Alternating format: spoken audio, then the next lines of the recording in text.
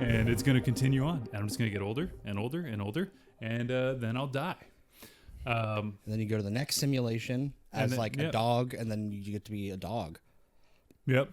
But the next simulation, Elon Musk actually built it. So in the next simulation, Elon Musk is God.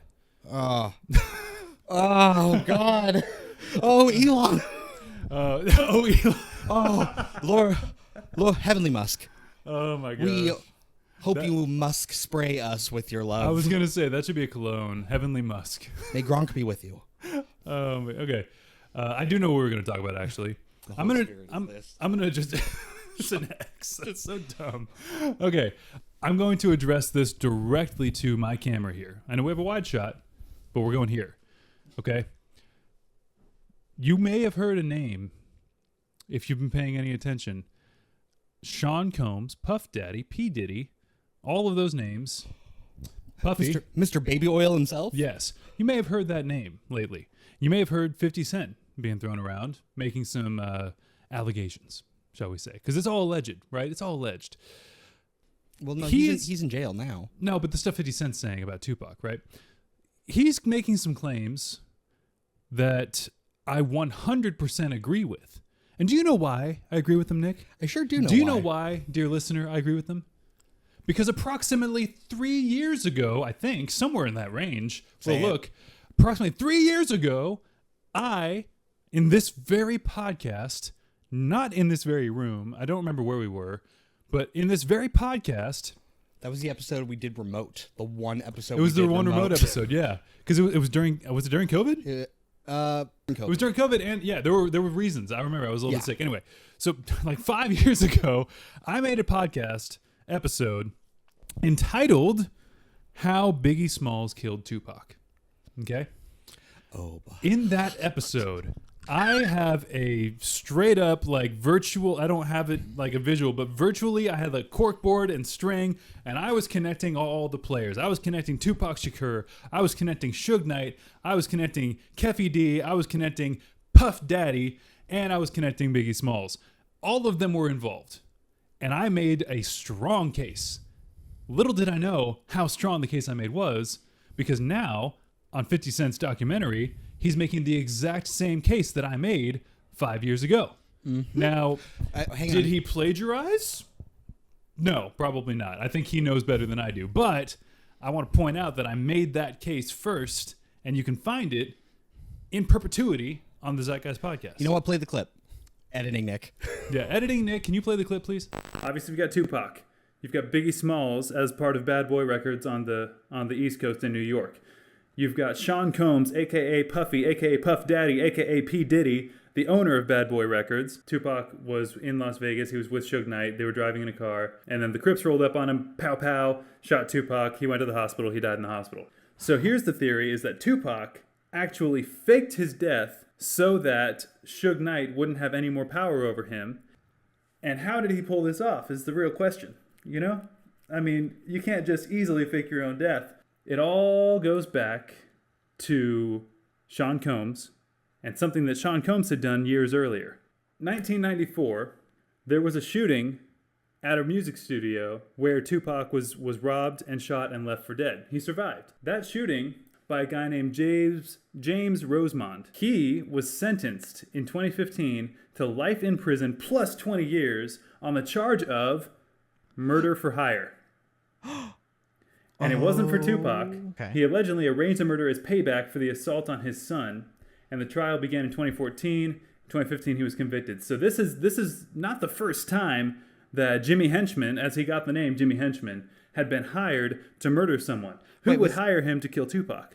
Sean Combs, Puff Daddy, P Diddy, owner of Bad Boy Records, which was the same music group that had signed Biggie Smalls, and had a constant feud with Suge Knight and Death Row Records. The evidence points like you were saying like I must have said something like that, but I know what I was saying was that, and I'd have to go back and listen to the episode because it was so long ago, but I know what I was saying was that P. Diddy is the one that put the first hit on Tupac. Mm-hmm. We know that. And then he also put the second one out on Tupac that got him killed. Or, if not put it out, was at least because he didn't do his part and make sure that Keffy D got paid.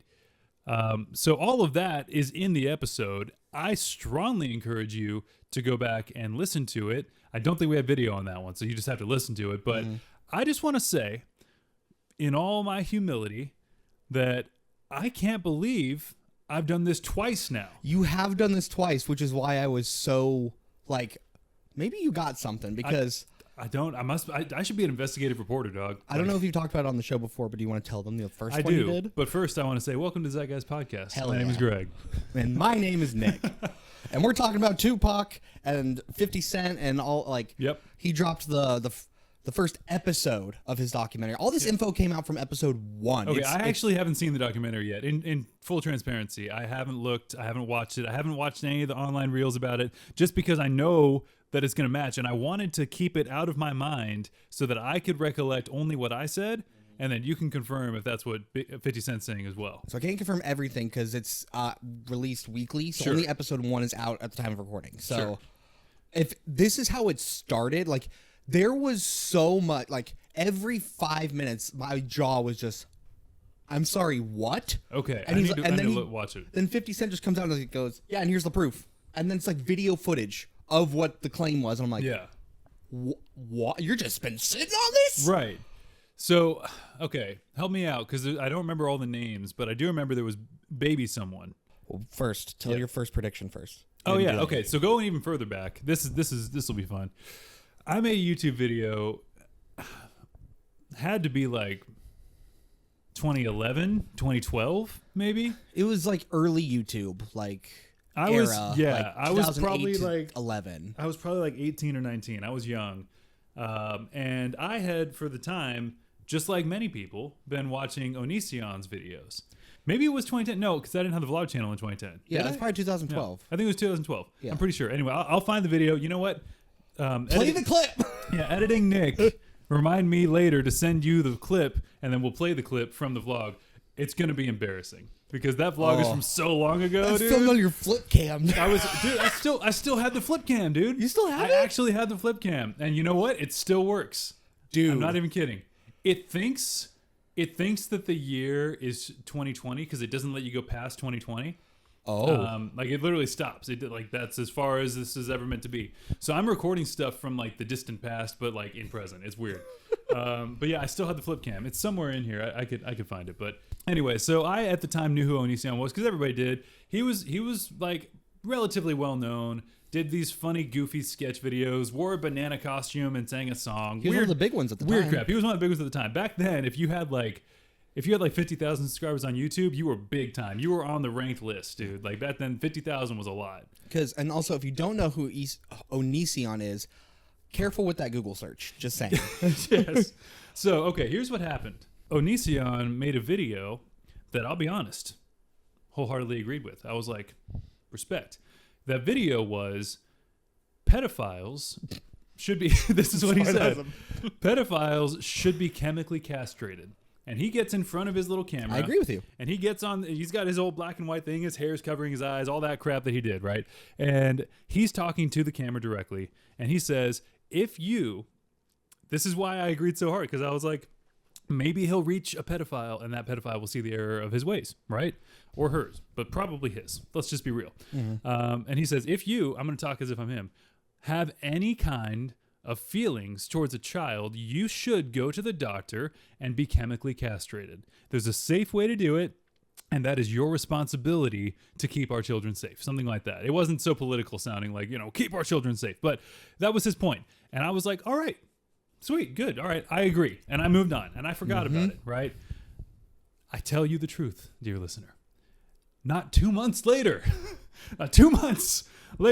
he gets on his channel again. And he brings this very young woman.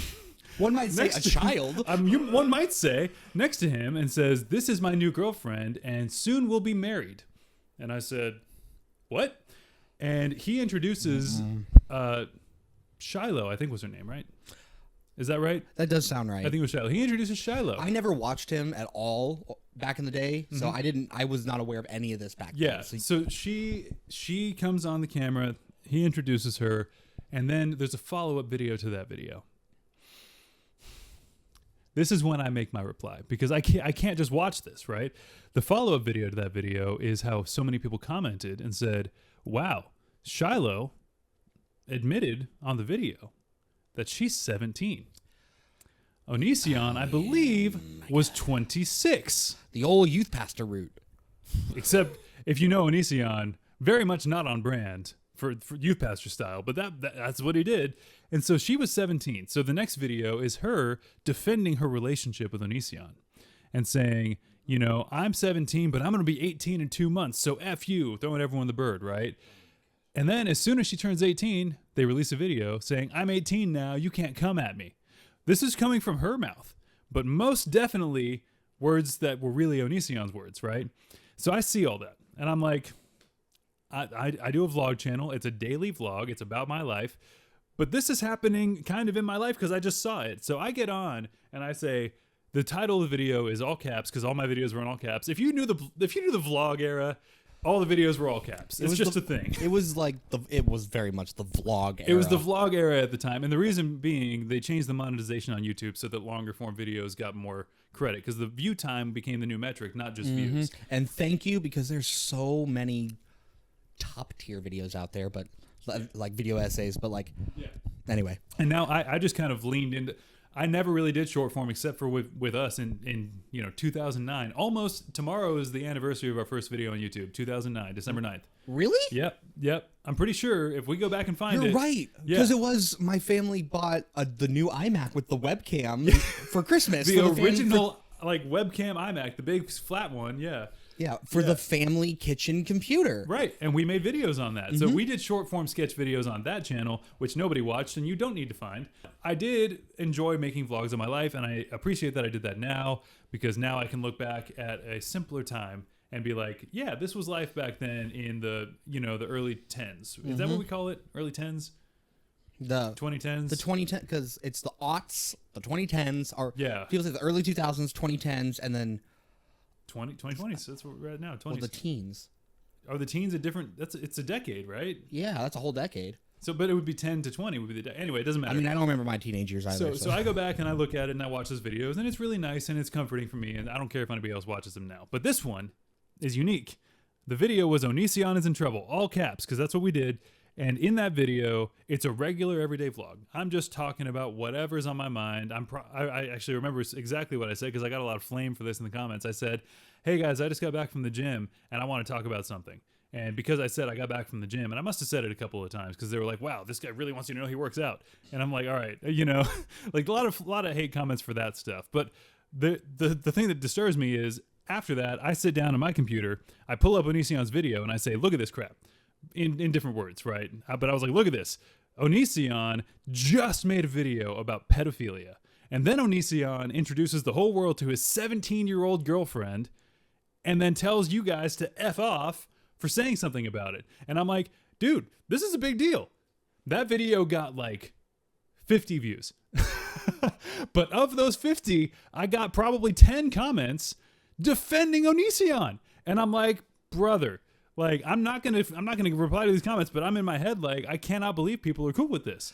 This is way before any of this stuff came out. Like I just watched one of Onision's videos where he shows who his girlfriend is. And his girlfriend is Shiloh, like the singer. And I only know that because I decided, like, I wonder if Shiloh has a YouTube account, like the creeper I am. I don't know. I actually don't know why I searched it, but I was like, okay, let's find out more about this Shiloh. Just because I'm bored. Whatever. So I look her up. Apparently she was born in 1993, which would make her my age, which is 17. And Onision is like 25 or whatever he is. So you're in big trouble, Onision, if you're watching this. You're in big trouble, because she is like 17 years old, which is my age. I think it's kind of weird. No, nobody saw it. I mean, that didn't get pushed anywhere. You never know. I haven't looked, but that did not get pushed anywhere. I can almost guarantee it. But all I know is I made that video. It was one of many vlogs, because I did it every single day for multiple years, so I've got hundreds of videos. But that one I remember specifically because one day I was, and this was just a few years ago, not that many years ago, one day I was just scrolling through like Amazon Prime or whatever, and I was trying to find something to watch. I was just chilling, and I see one, and it says Onision, and I go, what? and I click on it. It's a documentary about Onision and his pattern of pedophilia behaviors. And oh my gosh, I was so vindicated. I cannot even tell you the feeling I had of like, man, I might be a genius. And like I gave you your kudos back then. I was like, oh, nice, dude. Like, you totally called it. And then this happens where you were like, I think this, like, because I think when you made that claim, it was before any of the P Diddy no, stuff started. Nobody had any beef with P Diddy except 50 Cent. No, because I remember shortly after we did that episode is when what was the big breaking story? Like, somebody came forward about one of his parties, and then there was that video of him like freaking out outside of the hotel, and then he flew. Oh yeah, when he like beat that lady up. He got indicted. Yeah. But that was, I think, like a year or two after, because we did that video. It was 2020 or 2021, and I think that happened in 22 or 23. Yeah, but like shortly after, he starts going under fire, and then this, like, okay, well, P Diddy's obviously a bad dude, and then this, all of a sudden, I'm like, I see all of the Tupac and Biggie stuff, and like that's what the whole first episode is about, just that. I was watching it and was like, oh my god, he was right again. I was right again. I should be an investigative reporter. Now, in fairness, I'm being facetious when I say I might be a genius. Anybody who saw the Onision video that commented on the other subsequent videos would make the same connection, right?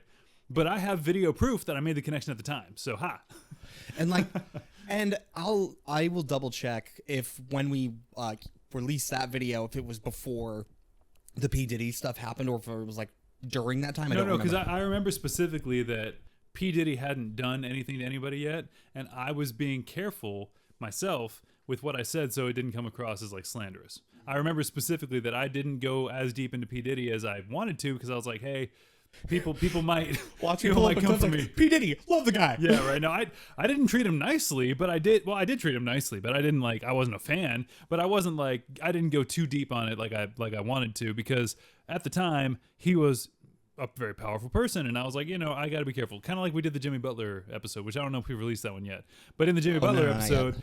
At the end of it, I have to be careful. I'm always like, "Hey, Jimmy, you're one of the best basketball players out there," because I don't want any smoke, right? And he's the one that started 6'7". I'm kidding. No, but I do mean it. He is a good basketball player, but I just know that I consciously do that. So you'll probably hear that in the episode where I'm talking about, P Diddy, this was him doing this, and then, but I can't prove it. That's probably me just being I don't want this to be misconstrued, slandered, and show up, and I don't want to get served or whatever. Right? Because of course we get so many views. It's we're the most popular conspiracy comedy podcast on in our local metro area. We get at least 200 of 100 to 200 views. So just think about 200 people in a building in a room with you. That's a lot. That's a lot of people. So to you, 200 people, especially to you, Michael, I didn't forget. Michael. We're still watching you. The one from, where was he from? He was from Bethesda. Bethesda, Virginia? Maryland. Yep. And he lives on a street. 123 Fake Street. No, we gave a real street. I think it was Elm. I think it said it was Elm Street. I don't remember. We have to go back and watch that. But no, but 67 Elm. That would be true if 150 of our views weren't me just refreshing the page a bunch of times. I thought it was me. Wait, so we have 300 views. 150 were mine. 150 were yours. Nice. We did it. And then free frame high five. Yeah, right. Side note, you know who Brent Rivera is? No.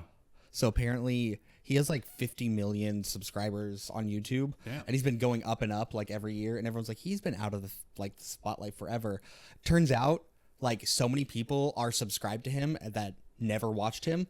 So now he's under fire for buying they're subscribers. Bots. They're bots. Yeah, real accounts get subscribed to him. Oh, but he pays for it. Yes, but people don't know they get subscribed to him. Oh, I see. Oh, so he didn't even pay the people to which is also bad. No, so now everybody is trying to mass unfollow him, but then a day later, it'll show that they're back to being subscribed to him.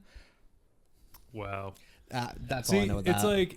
It's already bad to pay people to subscribe to you. That's you got to be you can't really have much pride to be hey man, I'll give you $5 if you subscribe to my channel. But it's even worse if you do it and you don't even pay the people. You cheap out and you're you're like the terms and conditions, right? Like now you're subscribed to my YouTube channel. It's like that Family Guy bit where it's like somebody is signing up for something on the computer. A guy comes in, punches him in the face. What was that for? It's like, hey, you clicked accept. That's what I'm saying. That's what we were joking about earlier. I'm like, by the way, they're allowed to sell your data and they're allowed to collect more data on you because in the terms and conditions, they legally became your parents and you didn't know it.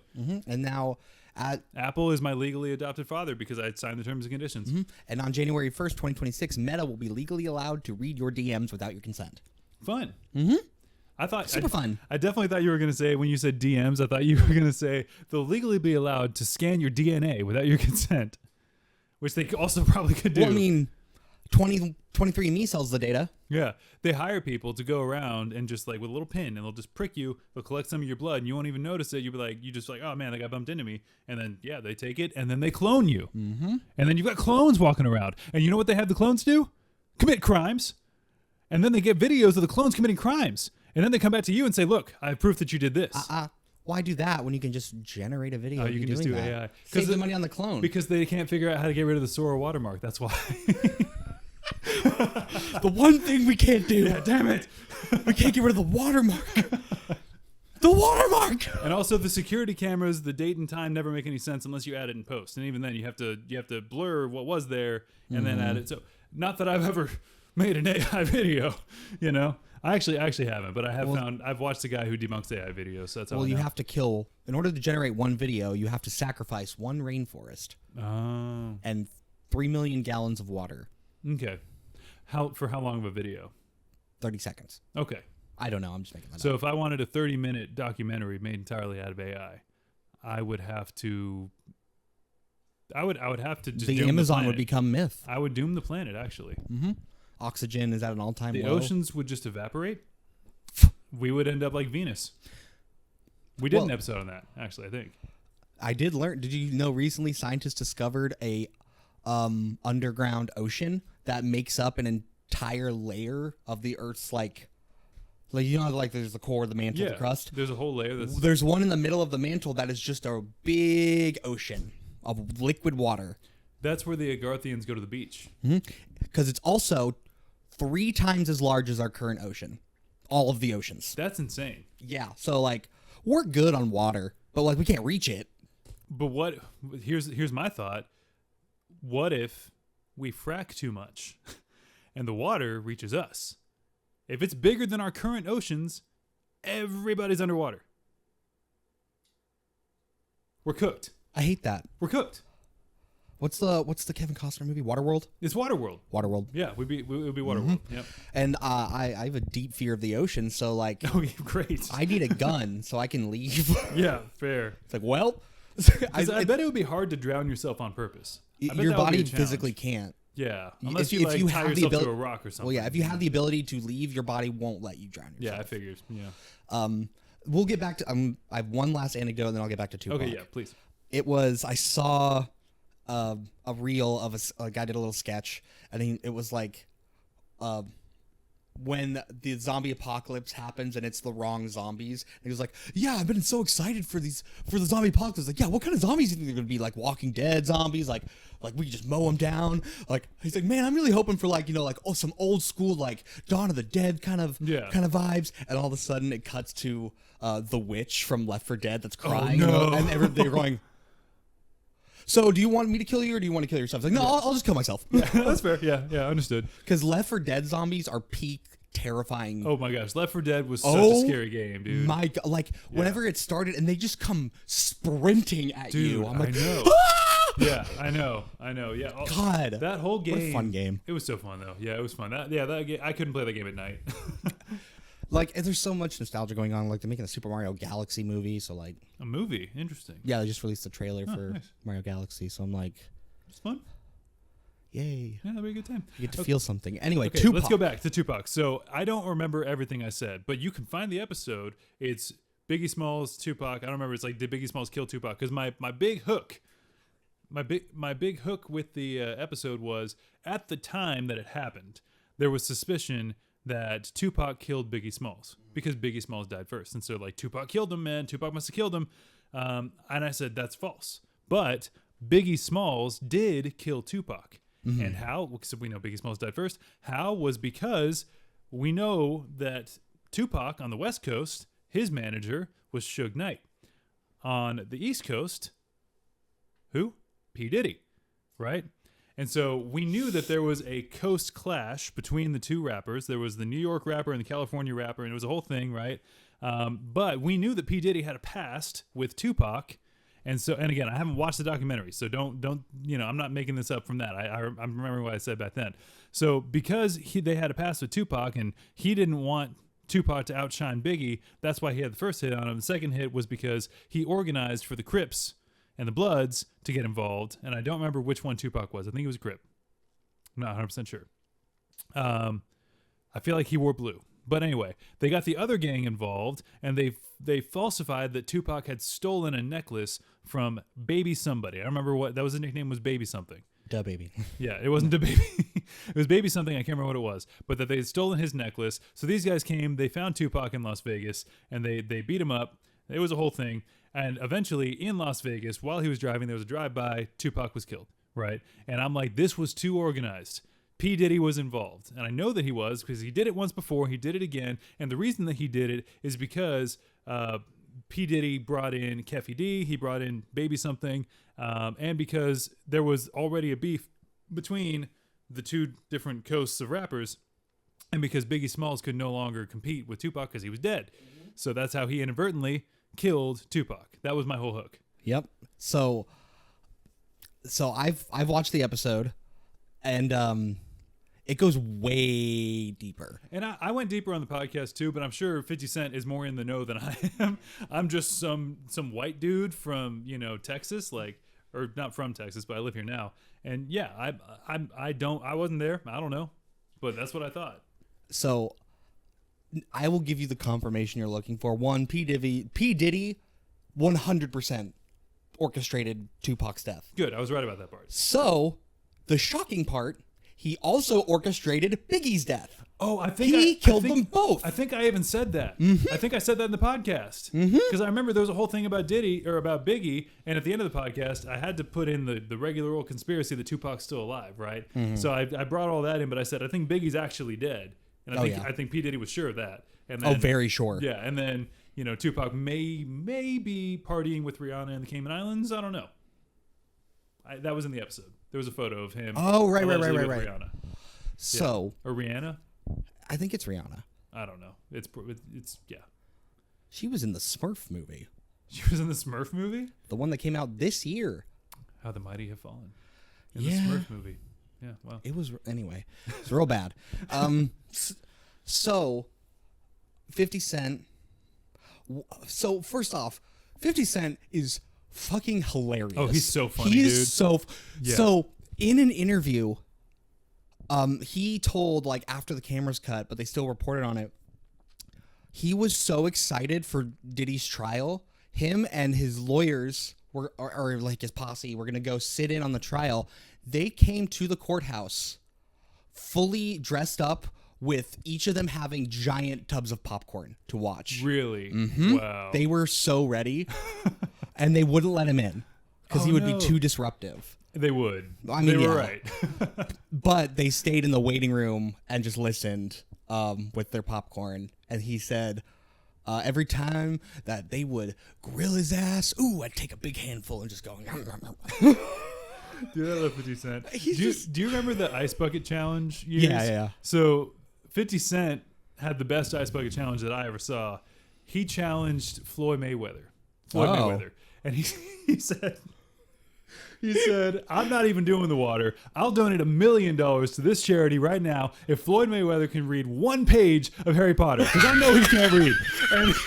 And that was literally his Ice Bucket Challenge. Dude, it's so funny. It's really And you know what's worse? Floyd Mayweather never did it. Oh my God. Because he's pretty sure he couldn't read. Oh man, that is so.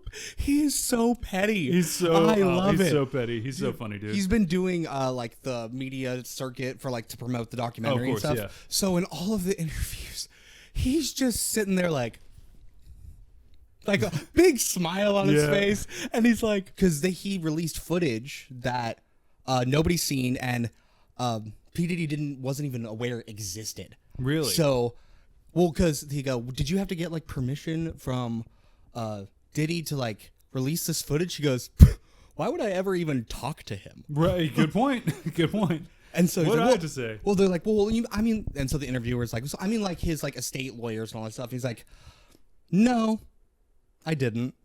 You don't technically have to. So they're like, well, how do you think he's gonna react? He goes, I don't know, but I'm gonna be sad that I can't watch it. Like he wants to see his reaction to this. That's true. So bad. That's true. Oh yeah. No, he's so petty that his main beef, which he probably talked about with P Diddy, was he brought it up. P Diddy wanted to take him shopping, and he was like, "Who do you think you are? Offering to buy me clothes? Like you're being weird, man." And he hated P Diddy from then on. Mm-hmm. Like that was the start. I'm like, that's crazy. That's a next level kind of petty. If that interaction happened to me, I'd be like, that's strange. I'm gonna move on. But not 50 Cent. Like, nope. He is a petty. Like, it's not petty. It's like he is like, I'll wait for the right time. That's true. Because then it'll taste that much sweeter. That's like true. he knows how to play that game. It is so good. And just with his personality, which I will say once again, I love it so much. I kind of understand a little bit better now because you remember when he was shot. Yeah. I kind of understand why he got shot now. Yeah. Because he probably was pissing off a lot of people. It could have been P Diddy. P Diddy could have orchestrated that. I don't know. Could have been freaking Ja Rule at this point. It could have been. Yeah, honestly, yeah. It could have been. It could have been any of the real gangsters too. Like, whenever I tell people that Ja DMX Rule might have shot him. I don't know. True. No, but the Ja Rule beef was crazy when he bought too. all the freaking tickets. Yeah, like, the Ja oh Rule my beef was God. insane. It could have been. Oh, it was so. Yeah. It's so. I totally forgot about that too. That's so funny. Like, but like, I'm also thinking like, my dude got shot 9 times. So like they were at pretty close range. So I think he knew the guy. I'm willing to bet. I don't know if he ever said who did it, but well, he got shot. God sent him back, and he goes, "I have a mission for you, my son." Yep. There's a man named Mr. Diddy. Yep. But he's but first, it's your birthday. Get up in the club. And he made that hit song, and that was his platform, you know. Oh, love you. And I so badly want to play the 50 Cent video game. I forgot that existed. There was a 50 Cent video game. Dude. It's like a GTA like PS2 ripoff. I remember, It is janky as fuck. Yeah, but but I will say this because I remember when they on G4, the channel G4. You remember that? Oh, I remember they reviewed video games. I don't remember what the game was. Was it X-Play? It was X-Play. Thank you. They reviewed video games. Something like that. Yeah. But I remember they reviewed that game and I watched it because I watched a lot of G4. and OG Ninja Warrior. Dude, yeah, Sasuke was on there. We watched it before anybody knew what it was. This was like 2007, maybe 6, and we were all like hyped. We're like, yeah, let's go, you know. But anyway, they reviewed that game, and I remember they gave it like low marks on everything except for the dialogue. They said the dialogue is fantastic. Top tier writing. And it, honestly, it really is. And the one thing that I remember, and it's not that good of a joke, but it's a pretty good joke, because him and Eminem are buddies, right? So he got Eminem to do his voice in the video game too. And 50 Cent walks up, because you're 50 Cent, you're the main character, and he talks to Eminem sitting behind this big old oak desk, right? And he's just like counting his bills or whatever, and he's like, man, it's always about the money with you. And Eminem's like, huh, it's pretty funny from a guy who calls himself 50 Cent. And I was like, that's such good dialogue, dude. So like, good. And maybe Eminem even wrote that. I don't know, but like that sounds like something he would have said, you know? Dude, okay, shout out to Eminem and 50 Cent, both stand-up dudes. Like, Yeah. Eminem got sober because he's like, I got a daughter, man. I got to take care of her. Gotta respect it, dude. Gotta respect it. Isn't she like married to someone famous now? I know she's grown up now. She's like our age. Like, so yeah. Yeah, she's like 20, like. Not our age, yeah. She's like 25 Younger. or something. Yeah, whatever. Really? Okay, yeah. Whatever she is, she's an adult. So yeah, she might be married. And she is an adult, so she is very attractive. Bro. She's in her 20s. It's fine. But if Eminem's watching this episode right now, then Eminem's is he gonna come get me? he might kill you, dude. What an honor. Put it on the tombstone. Eminem killed this guy. Hell yeah. Knees weak.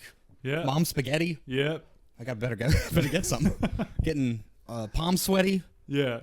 Something with Getty images. Anyway, The tombstone just says like Eminem killed this guy, and you etch like sunglasses and a blunt onto it, you know, and like that's your tombstone.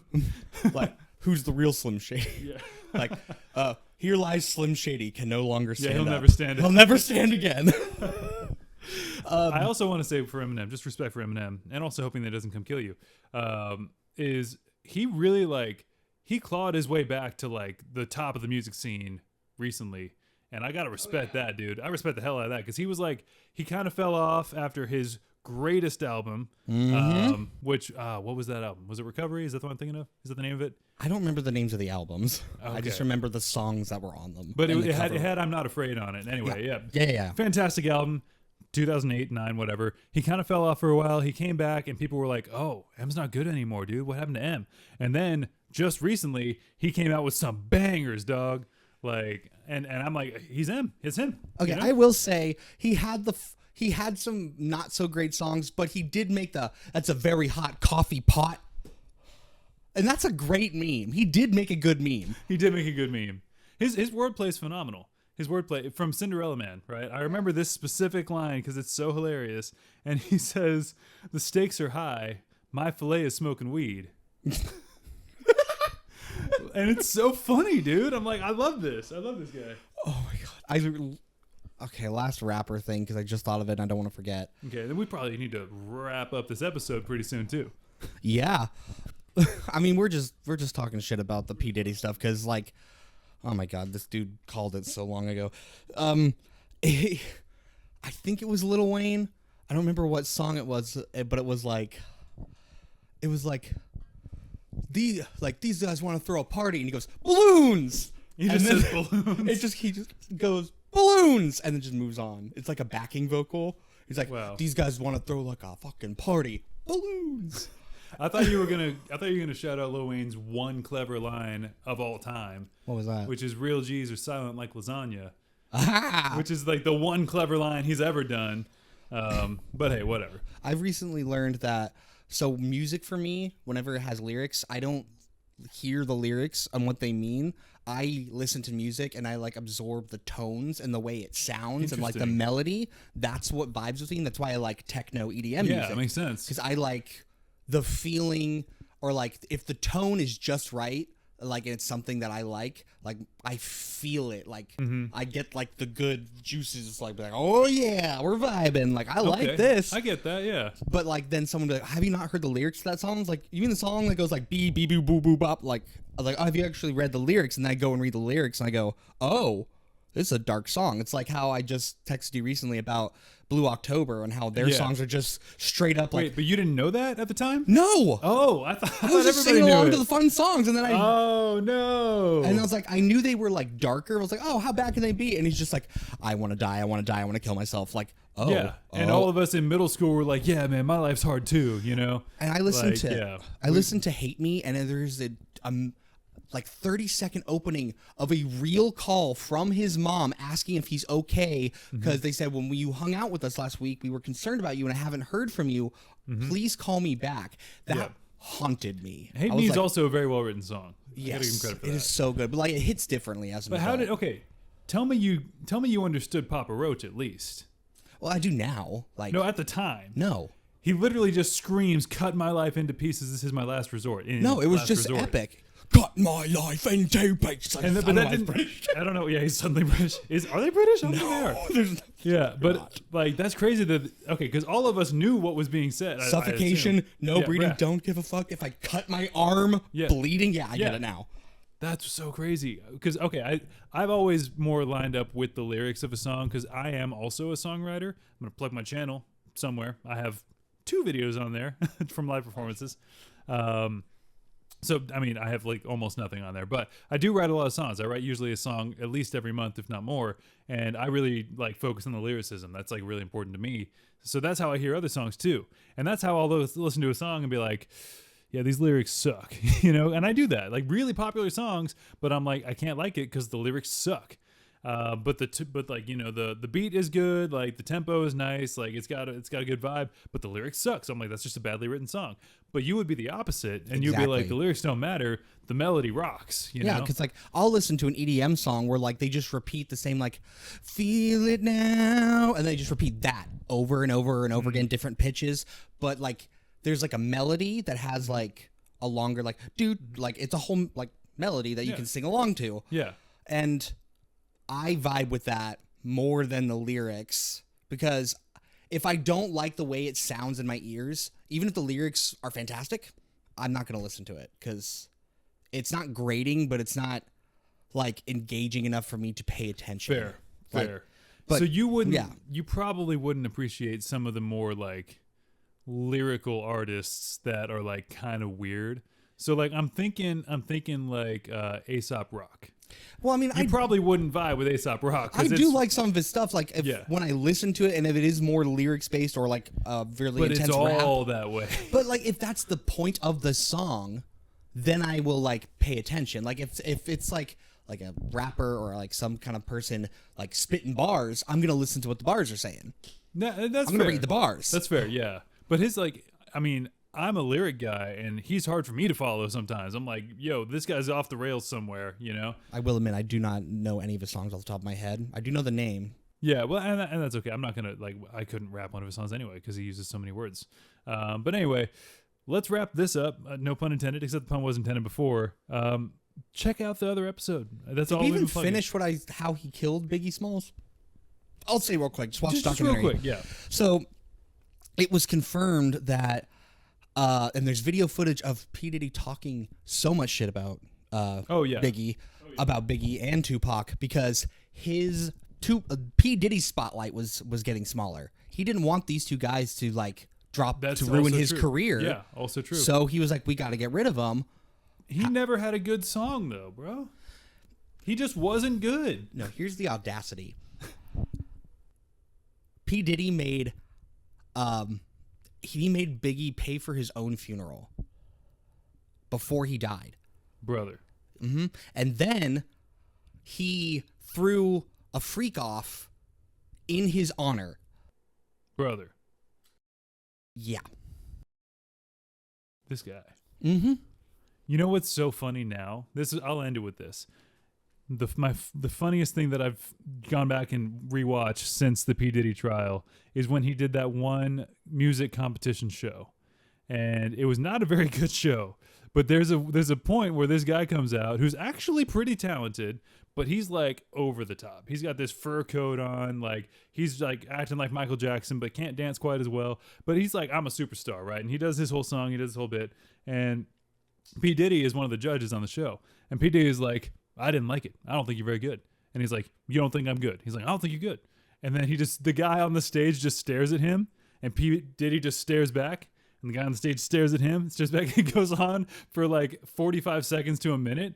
And P Diddy takes his glasses off and just stares at him, and the guy on the stage is like, and he looks at him, and he looked at me. Watching that clip back is so much funnier now.